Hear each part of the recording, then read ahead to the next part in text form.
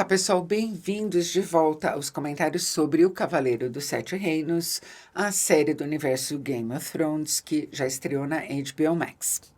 E, como todos os vídeos dessa série, este aqui tem spoilers. Acho que é o caso de começar falando que, por causa de uma pequena confusão aqui na nossa edição, ficou de fora do vídeo anterior, o vídeo sobre o episódio inaugural, um comentário importante. O comentário sobre aquela cena que dividiu opiniões.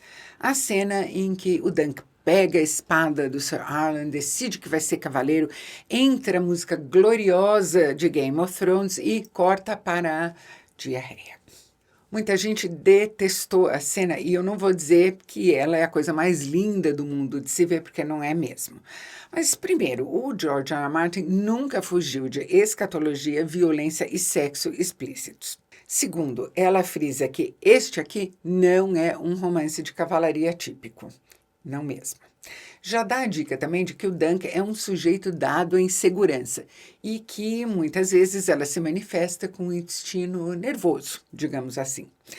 Além disso, a cena traz a série firmemente para a esfera das pessoas comuns, do dia a dia da Idade Média. Faz pouco mais de um século que a gente começou a ter banheiros confortáveis e higiênicos, e isso, as pessoas que têm oportunidade de tê-los, muita gente no mundo não tem.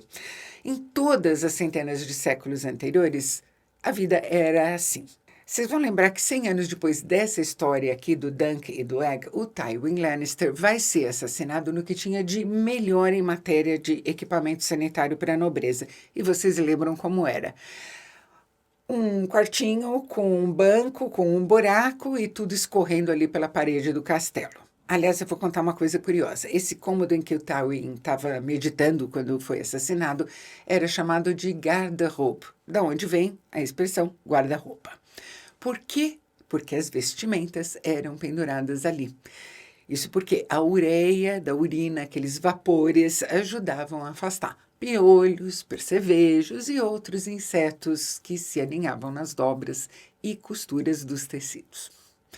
Não, o pessoal não cheirava a amaciante, não.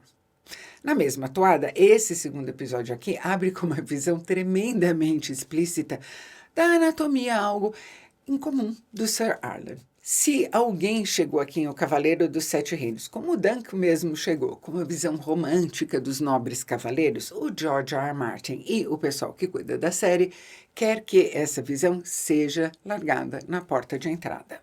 Aliás, esse flagrante do Sir Arlan é o início de uma sequência muito bonitinha. Uma sequência em que a gente vai vendo ceninhas da vida em comum entre o Sir Arlan e o Dunk, quando o Dunk era o escudeiro desse cavaleiro andante pobretão, sem muita projeção, aliás, sem nenhuma projeção no mundo da nobreza da cavalaria. E a sequência toda vem com a narração do Dunk por cima, sempre lembrando com carinho e com admiração do Sir Arlan. E logo a gente percebe que isto é o que ele está contando para todos os cavaleiros que ele aborda em Ashford, na tentativa de que algum deles patrocine a entrada dele no torneio. Mas ninguém quer saber do Dunk, ninguém ouve o que ele está dizendo, ninguém lembra do Sir Arlan, todo mundo dispensa ele como se ele não valesse nada, o que deixa o Egg indignado. Ele acha que o Dunk não deveria estar se humilhando dessa forma. Mas que outra alternativa o Dunk teria?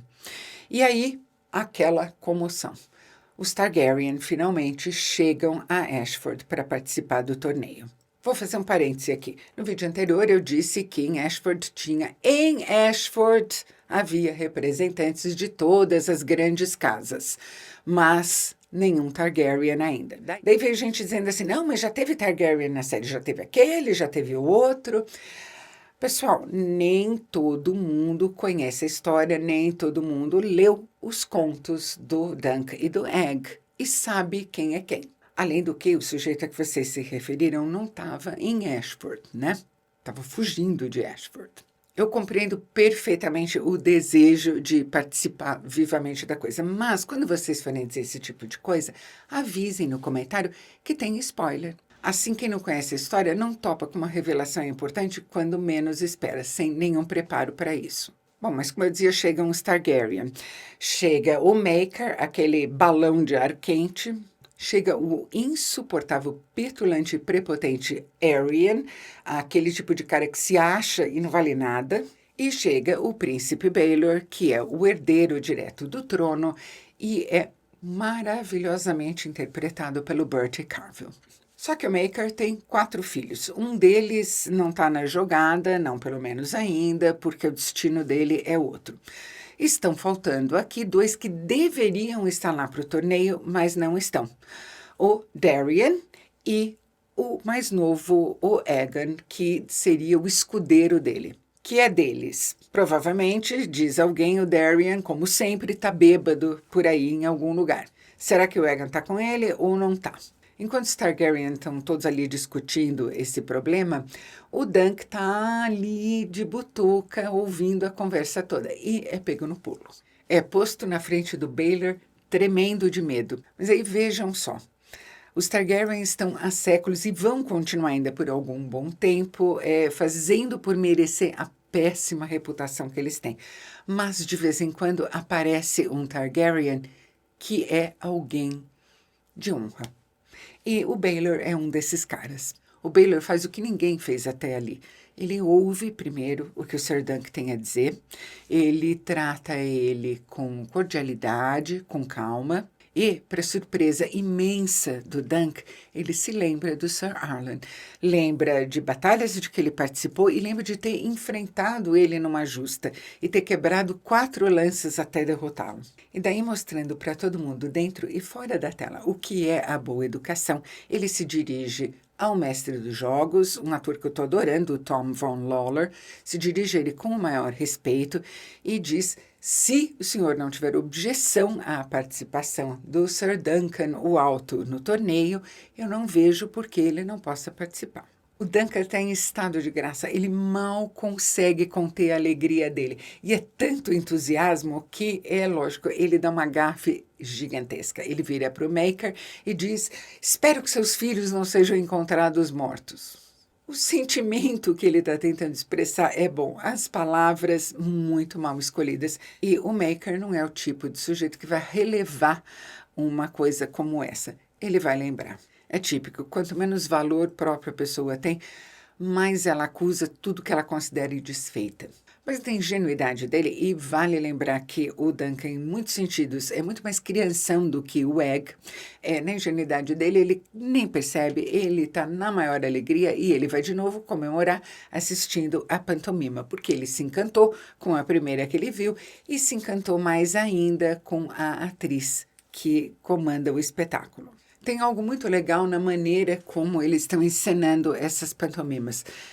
Primeiro que aqueles marionetes em escala humana são muito bonitos e aquele dragão é maravilhoso, a maneira como ele solta fogo é impressionante. Provavelmente, é óbvio, é uma companhia ambulante de mímicos e atores não teria os recursos para fazer aquilo que a gente está vendo na tela. Não nesse tempo. Mas é preciso que a gente, o espectador de hoje, se encante tanto com o que está vendo, quanto o próprio Duncan, para que aquilo faça sentido para nós. E a alegria continua. Depois de, ainda por cima, conseguir que a atriz pinte para ele uma nova insígnia no escudo dele, o Dunk vai com o Egg assistir as brincadeiras todas que estão acontecendo por ali. O Lionel Baratheon vem, pega eles para o cabo de guerra, é uma fofura o Egg ali agarrado, pendurado na corda. E que direção de cena e de figurantes mais linda. Esse está sendo um dos pontos altos de O Cavaleiro dos Sete Reinos para mim, porque eu estou cansada de ver série de fantasia ou aventura, não vou nem citar nenhuma por nome, mas em que a direção de figurantes é tragicamente ruim, constrangedora. Aqui não. Todo mundo tem alguma coisa de verdade para fazer. As expressões, os rostos que eles pegam, é muito, muito bacana. Aliás, eu tinha dito no vídeo anterior que todo Baratheon é um pândego, mas aí alguém nos comentários lembrou daquele pano de prato molhado que era o Stannis, pano de prato molhado e cruel, né? Pronto, já me considero corrigida. Como a maioria dos Baratheon, o Lionel é um pândego. E depois do Egg e do Dunk, ele é o meu personagem preferido de O Cavaleiro dos Sete Reinos, dividindo o posto com o Príncipe Baelor, por motivos radicalmente diferentes. Eu suspeito que o Lionel possa ser realmente perigoso quando a situação exige, mas ele é também muito mais observador e arguto do que o comportamento dele dá a suspeitar. Ele usa muito mais de inteligência do que de qualquer outra coisa. E, segundo, ele de fato gosta da vida, ele gosta de aproveitar a vida, ele tem apetite por ela. Na euforia em que o Dunk está depois do encontro dele com o Príncipe Baelor, parece que o sonho está mais do que nunca ao alcance da mão dele. Então ele se empenha como um ferreiro para se armar, vende a égua, que é o melhor dos 3 cavalos que ele tem. Isso faz ele se sentir um traidor, uma droga de pessoa. Como que ele pode se desfazer dela? Mas não tem jeito, aquilo está chamando por ele. E daí ele vai assistir a primeira justa junto com o Egg. Aquela cena noturna cheia de tochas para todos os lados, aquela ambientação linda, vários cavaleiros participando ao mesmo tempo. Não só a fotografia é cheia de drama, de mistério, como eu adorei os estantes. Aquelas explosões de energia, aquela violência dos impactos. O Dunk e o Egg, toda aquela multidão de novo, cena fantástica, torcendo loucamente. E aí começa a bater de novo aquela insegurança no Dunk. Ele começa até a hiperventilar, coitado.